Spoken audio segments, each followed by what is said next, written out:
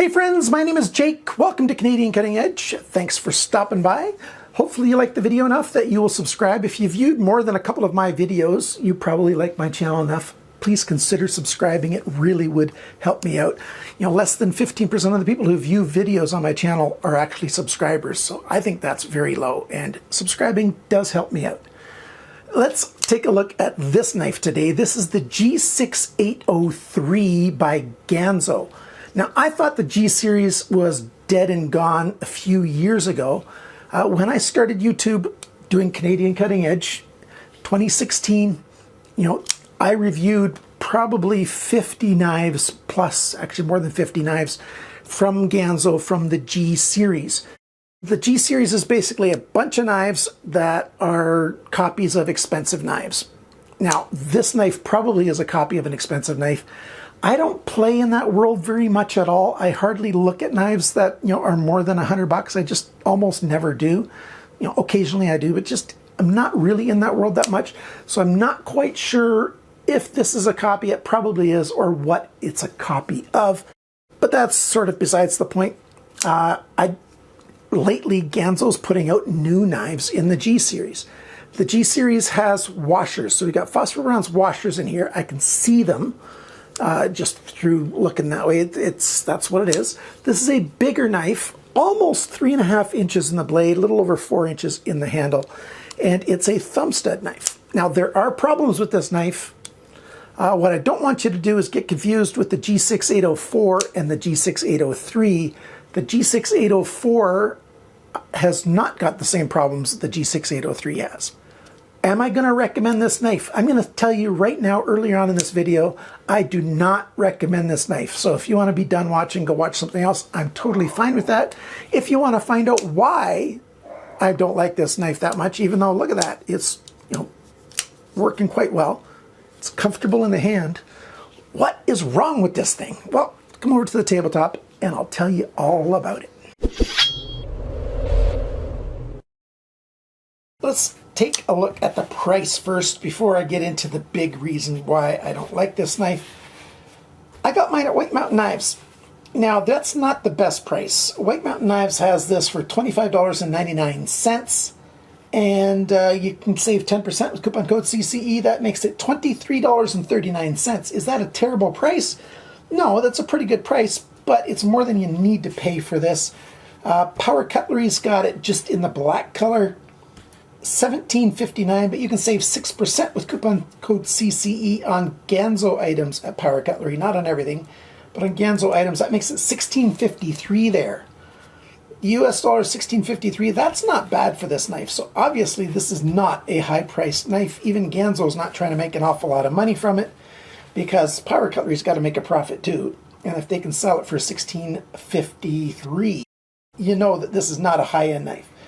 Amazon's got them for $19.95, but I'll leave a link for Amazon as well. AliExpress has got these for $20.99. They've got all 4 versions, and that's $28.88 Canadian, and they do ship this knife to Canada for free, so you can get that there too. Also, you can get it at GanzoKnifeStore.com. That's in Europe, 23 euros.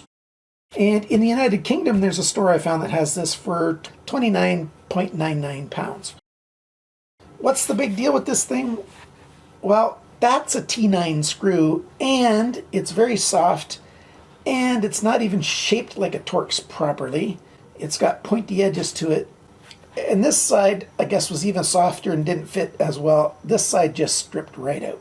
So now the Ganzo G series screws are soft to start with. That's a problem. But when you use so much Loctite that you can't get them unlocked, and yes, I followed all the tricks of the trade on how to break thread locker. I'm not even going to talk about them. That's not the point of this video. The point is they put some thread locker in here that is very, very strong. Compared to these screws, it's just too strong because the screws are just so soft that they just strip out. That's what the problem is. Loctite can be overcome if the screws are decent screws. And you can't do that there. These screws back here, they're pretty bad too. They're T6, and here's a good high-end Weeha T6 screwdriver. And if I put it in there, There's a lot of play. It's not enough room for a T7 in there, but the T6 screws, have a lot of play in them. And they're button screws, and they're, sunk in flush. I don't like that at all, so you got to be careful when you try to take this apart. I don't think they use Loctite back here because one of these did come loose. I actually noticed it earlier, and I tightened it back up again. Which side was it? This one. See, that came loose, and there's no Loctite in there. So I don't think they put any Loctite on the body screws back here at all. So at least that's good. You get a Tucson knife, and they don't use any Loctite at all, and I talk about how that's kind of an issue. I really like VC3 Vibratite Thread Mate. It's not a thread locker, but it does hold screws in, and it stops them from coming out due to vibration, and that's vibration. So I think it's the best product for knives, Vibratite VC3 Thread Mate instead of Loctite. And most people use blue Loctite on knives, and blue is the wrong. Blue is for larger screws. Screws this size, it's supposed to be the purple, which is the light duty Loctite. Now, if these factories would use light duty Loctite that's appropriate for these small screws, this would probably come loose, even with these crappy soft screws. So the biggest problem is I can't get it apart. Now, is it just this one? No, I bought a second one. One of the black ones with the tiger on it, and it's exactly the same way. It cannot get it apart. Actually, it's at my friend Dave's place, and he couldn't get it apart. That's why I don't like it. Now the other one, the G6804, it comes apart, and I've got one, and I'll review it at a later date. It comes apart no problem. Since 2 out of the 2 G6803s that I bought both have thread locker so tight that it can't come apart, that's why I don't recommend this. Does the knife have pros? Yes, it does. The big pro of this knife is just the design. I really like this design. We've got a drop point blade. I like the stonewash finish. It's thin enough behind the grind to be useful. I'll go over the exact measurements later on. It's a bit variable for the thickness right behind the edge, but it's pretty good. Badging on this side is nice and small. G6803, 8CR14 right there. And on this side, the Ganzo's on the main bevel. I don't like that. I wish it was smaller logo and they put it on the flat somewhere. That would be better. But the basic blade shape is quite good. Sharpener's choil could be a little bit bigger, but it's pretty good. And the jimping up here is pretty good as well. If you take a good close look at the close-up, you'll see that the lines that they milled through there are wider on this side and more narrow on that side. So they're kind of like wedges milled into there. It offers enough grip. They're pretty good jimping. But the blade cuts well. It slices well. It pierced okay. You don't have a major guard. This is a fairly smooth transition here. So if you were stabbing into something hard, you might risk your hand going over that cutting edge. It does pierce okay and slice okay and cuts good. The sharpness is quite sharp from the factory. The grind angles are not terrible. They did a good job with this blade. I like the stonewash. It's nice. The pivot, well, lockup's quite a bit later than I like on a knife, but there's no blade play side to side. There's a little bit of flex in it. It's just not that sturdy, but it's not loose. And the alignment, when you close it, it's off to this side a bit. That's okay. I can live with that. The balance point is, let's do it this way, right there. So I wish it was a little bit closer to the pivot, but it's not bad. The liners, there's skeletonizing in there. I don't know if I can get a picture of that for you, but there's some holes drilled through the liners, and that helps it a little bit. I just wish they would have made them a little bit bigger. That would help with the balance point. The slab of G10, it's a flat slab, nice texture, rounded bullnosing, so bullnosing is rounded, all the way around it, comfortable in hand. Even the pocket clip doesn't get hot. And we've got a two-way pocket clip, and this side's got a filler tab, which I really like. The knife's under 20 bucks. They got a filler tab. A lot of brands can learn from that. Lanyard hole, the placement's quite good. I wish that edge was chamfered a little bit. The body pins, we've got 2 of them back here, and they're just sort of flat pins, like there's no hourglass shape to it. Functionally, that's just fine. There's nothing bad about that. The edges of the liners, they've tumbled this. They've stonewashed these liners. There's no crispness, no sharpness to the edges anywhere. It's quite nice. Oh, I didn't talk about the lock release. I wish there was a little more cutaway here, but it's okay. And that's chamfered on the side there. It's not hard to get in there to release that lock and then close the knife. You know, it's not super fast. You know, it'd be a little faster if I had a better room, but I have to sort of think about what I'm doing. And if lockup wasn't that late, it'd be a little bit easier as well. But it's okay. Left side, we don't have quite as much room to get behind that thumb stud, but it works too. So, you know, you can deploy the blade that way if you want to. Works either way. Pocket clip, it's an okay pocket clip. It's got T6 button screws. There's just barely enough room this way to go in a pocket. And there's a flat head on there. It's not quite at the end, but let's take a look at it going into a pocket. Climbs over right away, and it jumps all the way to the end. Those screws sometimes get in the way a little bit. I don't know if you saw it catch right there, and then I just got it, that last tiny bit in. Oh, not quite centered on the screen. So I wish there was a little more room in here, or that they used flush screws, but I don't like T6s. I really wish somebody's going to invent some flush T8s. That's really what I want somebody to do. Make some good flush T8 screws for pocket clips, but the pocket clip's okay. The proportions of this thing's quite good. This is about 3.5. This is a little bit over 4, and it feels so good in hand, like I told you before. Any grip you want is comfortable in this thing, except for a reverse pull grip. You have to move your thumb in like that to have any comfort that way.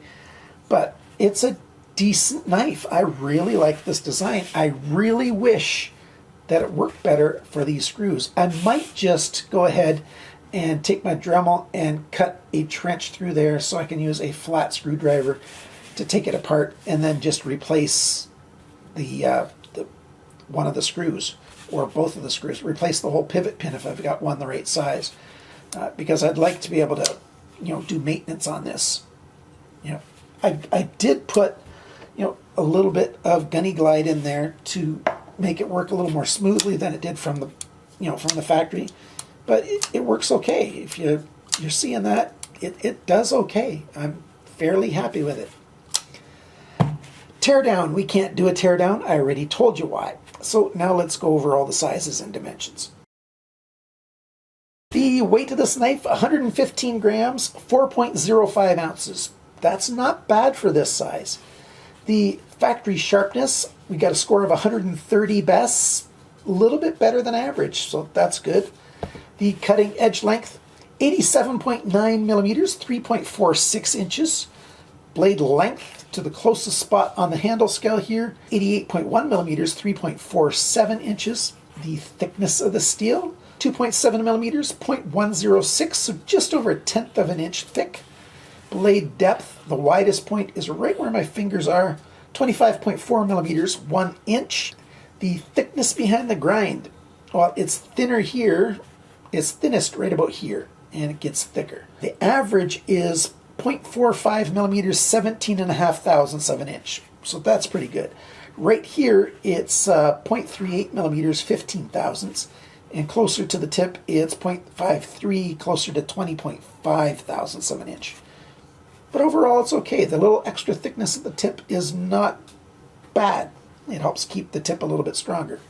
By the way, 8CR14 MOV is a steel I accept. It's good enough for a budget steel. There's a lot of steel I dislike and don't like at all, but 8CR14 is pretty good. 8CR13, pretty good as well. That means it's 0.8% carbon. That really helps it with good strength. And 14, that's 14% chromium. It's a decent stainless steel. I like it. Rockwell on this, Ganzo says it's around 58, but Ganzo's knives have been tested in the States, and their 8CR14 is generally a little bit higher than that, closer to 59. So, yeah, I don't mind it. Back to the measurements. The grind angles, this side's got an average of 18.3 degrees. This side's got an average of 19.7 degrees. It started here at 19.1 and went up to 20.4 at the tip. That's 1.3 degrees of change.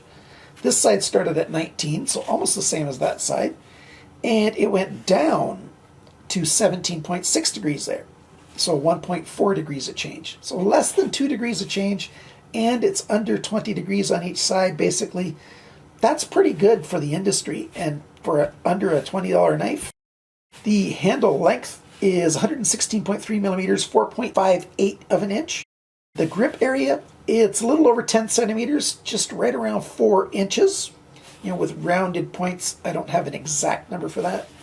The thickness of the handle scale, 12.7 millimeters. That's almost exactly half an inch thick. That's quite good and acceptable. The handle depth, the widest point this way on the handle is right there in the grip area, 24.9 millimeters, 0.98 of an inch. When the knife is closed, the widest point's right about there, 29.4 millimeters, 1.16 inches, so it's not, big this way. And the total length of the knife is right at about 204 millimeters, 8.03 inches. So the design, I like it. I really like the design. The proportions are good, the weight's good, the edge is decent, the steel's okay, it cuts just fine, feels okay in hand, it's not hot. Lockup, yeah, the lockup's late. I wish there's a little more access. The biggest thing is these screws. Come on, Ganzo, these screws are junk. You know how to do better than this. It's not even a true Torx. And these, they're not even that close to T6, and they're so soft. They're just junk hardware. If they did good hardware on this knife, it'd be a whole lot better. But if you want one of these, go ahead, use one of my links down below or find it yourself. Like I said, I've got one link for the UK, one link for Europe, and AliExpress, that goes most places in the world, and a couple places in the States. The stores in the United States generally only have one color. Thank you to my supporters. I really appreciate your help every month. It really does make a difference. And remember, friends, always cut towards your chum, not your thumb, even if it's all dirty. Just don't cut it off to get rid of it. See, my thumb there is dirty because I've sharpened a whole bunch of stuff recently, and that metal dust from sharpening gets in all the cracks. That's what happens when you work. Have a good one, guys. Bye for now.